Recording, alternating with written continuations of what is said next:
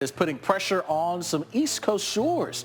Waves of water rushing over the sand barriers and into the streets, a testament to its true power. Some minor flooding associated with king tides, but after Ian, the last thing coastal and island communities want to see is more water. King tides, well, that can cause some problems for water-weary coastal communities, particularly in the fall. And here to talk about the tides is Dr. Derek Loftis, a researcher at Virginia Institute of Marine Science. Thank you for being here. We are talking about this alignment of the Earth, the Moon, and Sun, syzygy. Tell us just in brief how that has an effect on the tides, especially this time of year. Certainly. I appreciate you having me on the show. The focus mainly of these king tides, the highest astronomical tide of the year when the sun, the moon, and the influences of those combined effects cause, a larger amount of tidal flooding than we normally experience in any other part of the year.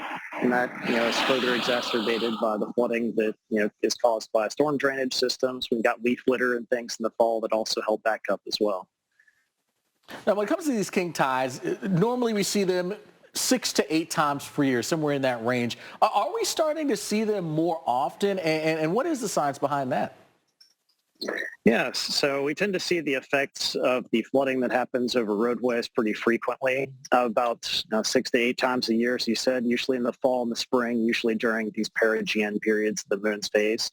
And so as a result, when these types of flooding events happen, we've got folks that go out there and monitor these tidal flooding events to help our communities become better aware of when the flooding is happening, but also to help validate the accuracy of flood forecast models. Yeah, tell us about that. That's happening more frequently. It's happening more frequently as the sea level rise. Most certainly. And in particular, you mentioned the monitoring of these excessive tides. What goes on there in the Hampton Roads and Virginia Beach area? In the past, you've had the Catch the King, which was actually, I think, a record number of people that went out to observe it.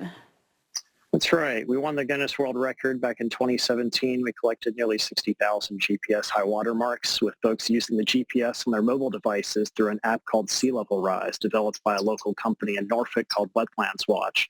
And so that group helped collect a bunch of data, and a lot of the media organizations collaborated together to help us collect a large amount of data and get the word out in terms of how folks can help us validate the accuracy of the flood forecast models I developed at the Virginia Institute of Marine Science at William & Mary.